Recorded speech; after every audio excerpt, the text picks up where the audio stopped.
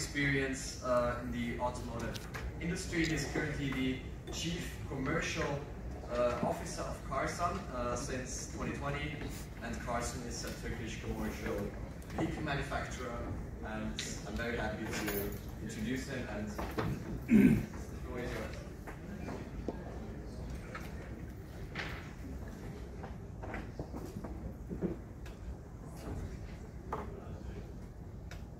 Hi everybody, I'm really happy to be here, and all the flights were really packed going back to Turkey because there's a national stay voting, hopefully, you know. So I got to do my responsibility as a citizen. So thanks for the commission to make this change available. So today I will be talking about autonomous buses, and actually there are a lot of problems that our world has been experiencing, and we are trying to address some of these problems. I'm not going to go over those problems a lot because everybody in this room well aware known about what those problems are. Rather than talking about them, I'll try to give some examples about how, as Karsan, we have a solution for those problems that we have been experiencing. So I want to, of course, I don't want to talk about elevator operators or switchboard operators, but I want to start with a small story. I think elevator operators dates back as old as the innovation of the first lifts, right? So there used to be elevator operators working in the big buildings or tall buildings, and one day they went on a strike in New York City, and people didn't know how to get to the top floor, so everybody got stuck at the bottom floor. Or I don't think any one of us remembers switchboard operators day. I'm sorry, some of us may remember, I'm not sure. But to connect the calls, those people are not around. So I think when I have a son 10 years old, right? When I tell him about elevators used to have a driver, he thinks I'm kidding. He doesn't really believe me. I think he's the last generation, or probably he'll tell his son about bus drivers, and his son will be laughing at him probably. That's going to change that fast. So today, I will try to give you some case studies that we have deployed in North America and in Europe as a real bus autonomous. So let me start real quick. Well, these global warming things, we know how bad that is, and again, since everybody in this room is very well aware of the situation, I'm not going to go into the details, but it's real, it's happening. We have to go, we have to find a solution. One of the other big problem that our world is experiencing is urbanization. The problem is right now we have, I think, a little over 7 billion people on the face of the earth, and it's assumed that by 2050s it's going to be 11. And 11 million, by then 7 billion out of that 11 will be living in the cities. It's assumed that there will be more than 200 cities with more than 10 million population in the world. So that's a big problem. Again, population increase is also going to additionally increase the urbanization.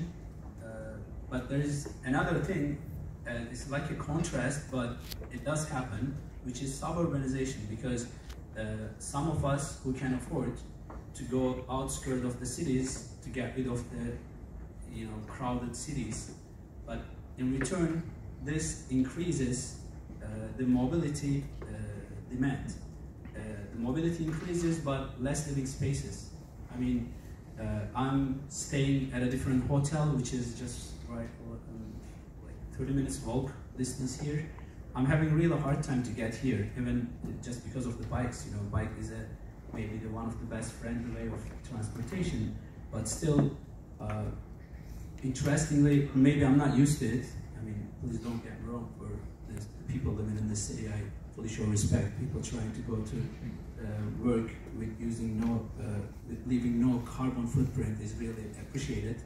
But still, there's a problem, right? I mean, it is really a problem, and we need more living space. We have to create more living space. So all in all, it creates a lot of traffic. So having a lot of traffic, actually, on one side we see that as a carbon footprint, or leaving less space for people. But there's another thing that maybe we're not discussing. According to World Health Organization, on top of my head, I think like 89.5% of the car accidents happening because of the driver fault. So that's really a huge problem. And once we are trying to solve a problem, I think we have to address all possible concerns. So that's why decreasing the traffic will not only help to have green cities with more space, but also we have to get rid of this, casualties if we can. So what is the solution? I mean, I really wanted to, skip those slides real fast because, again, everybody's fully aware of it. So first we have to create a less space for mobility.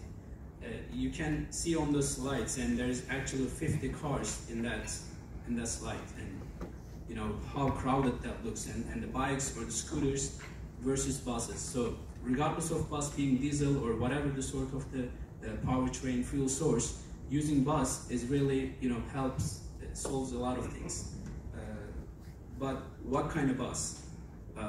Should that be diesel, or it should be seamless? I mean, that's why we believe it should be electric or some sort of clean energy, let me say, because it could be fuel cell or whatever.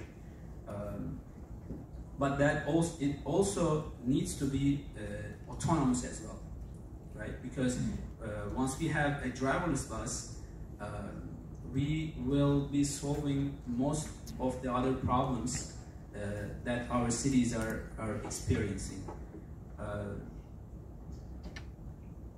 I'll tell you more about how we are experiencing that, how we are implementing that solution into the market. So our proposal to solve all these problems, or address as much as we can, by using autonomous buses, because if we use electric scooters, or if we use electric cars, or even electric robo shuttles, like a small bus type of things that carries few people around. So if we put, I don't know, like hundreds of them, still some of the problems we will keep experiencing, because people need more space. Population is increasing. It's right out there. People are coming to the cities and need more and more demand of the transportation. But the autonomous concerns are really big nowadays. We know. I mean, safety, the maintenance of the roads, the precision mapping, the regulations, and liability. They're who's liable when there's a risk. But for the bus, I think we have the bus application is one of the easiest, I believe, because first we know where the bus is gonna go every day. It's under short leash, if I will say. It comes back home every night, and exactly which route the bus is gonna go, which stops it's gonna stay. So that's why some of these safety and regulations and maintenance of the roads, or precision mapping, to solve those kind of things are easier comparing to normal passenger cars, that you may go from any point A to any point B, but with the bus it's more under control. Now I will be giving some examples about our use case studies, because when we talk about things, usually we refer to that we will do that in the future. But right now I'm showing you something real. This bus that right now you're seeing is in the Michigan State University. It's a real public road. It's a 5-kilometer route, and it has been carrying passengers last 1.5 years. It has almost reached the end of its project lifetime, but that bus was able to take permission from National Highway Safety Transmission Administration from the Department of Transportation in the United States. They have a long fancy names. We have been using this bus. It had only one accident, and one of the passenger car hit this bus from behind. So it wasn't like our bus, but someone did. And that was I think as historically in the United States, is the first autonomous bus crash. This bus, we are doing a lot of experience with this bus and the academic personnel of Michigan State University, because we want to see how senior citizens react when the bus pulls over without a driver.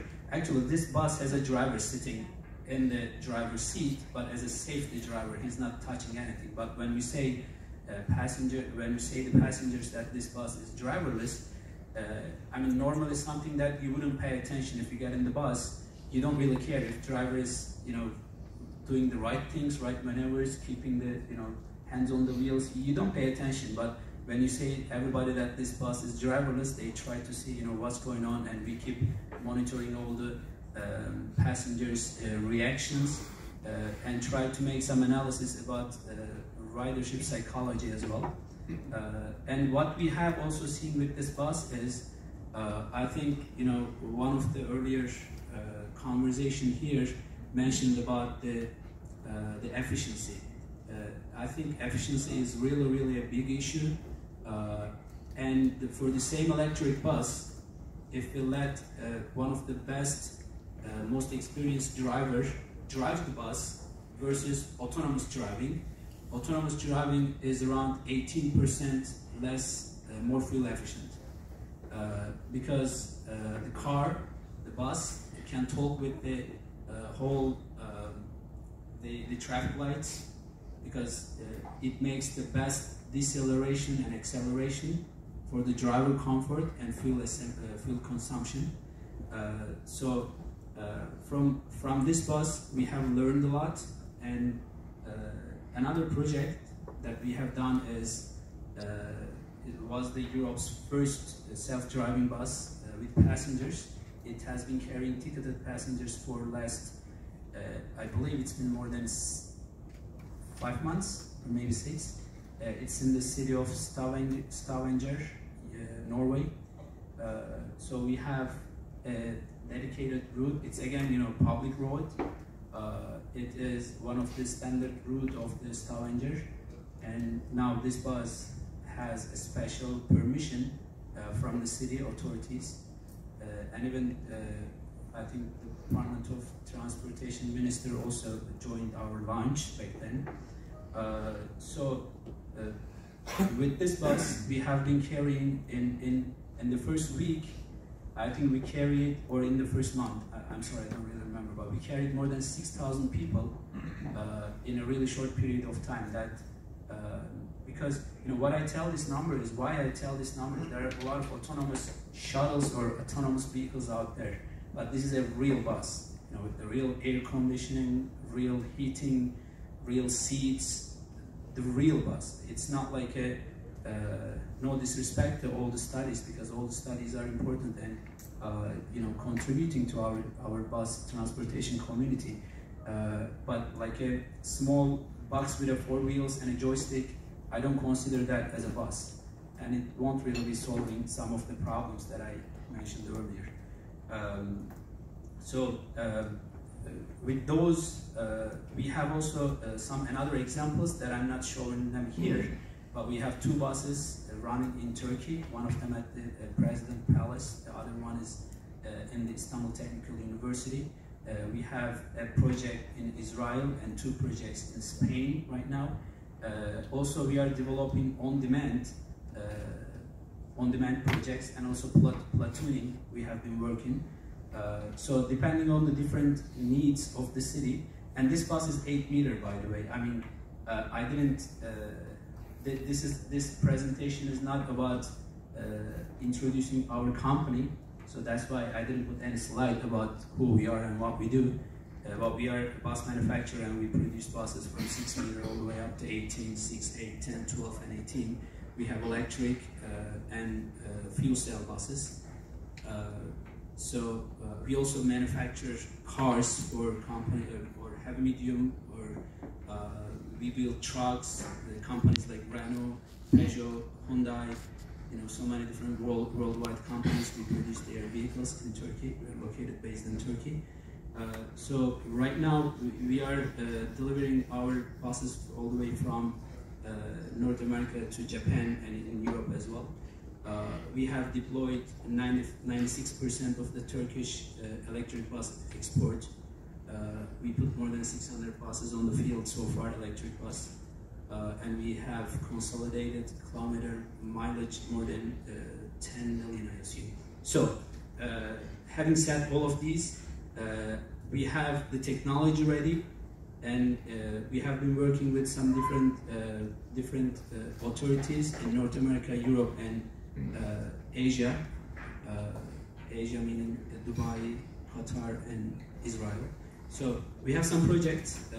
Just wanted to explain here that once we convert all our transportation autonomous and electric, I think we will be addressing most of these problems, and we are happy to be part of that solution. Thanks for listening to me. Again, that was the end of my slides. Because I have to leave earlier, I really apologize. Gotta catch the flight. So if there's any questions, you can. I would love to answer now. If not, you can reach me through. I think we have the names in LinkedIn or some other social medias. We can. I would be happy to respond to your questions, or if anybody wants to have some more information, deep dive information, more than welcome. Feel free to reach out to me. Thanks.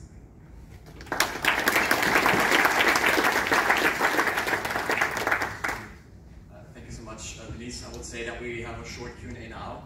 Do you have any burning questions about this presentation, about the work that Karsan does?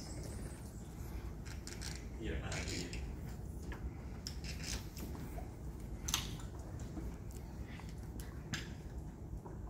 This works. Thanks, Deniz. Yeah, I have read, I must admit, a little bit about obviously the shuttles we see, and I think the reference to the PlayStation controller was quite apt. But just in terms of the vehicle you're showing, particularly the one in Norway, you mentioned it's on public roads, but it seemed to be going relatively slowly, and I'm just wondering, is there any particular sort of limitations imposed on the permissions that you have to operate? Oh, sure. Yeah, that's a good question. This is right now we're limited that, of course, plus 10% difference. It's 25 kilometers per hour right now on the public road. But our tests we are doing is little over 50 right now. So we can do the whole thing as 50, but that was specifically in the city of Stavanger. The city administration wanted to have 25 as a limiter. So that's why it's slow. Any other question back here? And after this question, I would go for it. Good morning, David Barnett from Transline. Great presentation. One question I have for you is, in the past I've seen some of the, shall we say, those smaller autonomous shuttles complete with PlayStation controller. But whenever we looked behind the scenes, there was a control centre filled with teams of people just to make this one shuttle actually work, therefore limiting how scalable it actually was.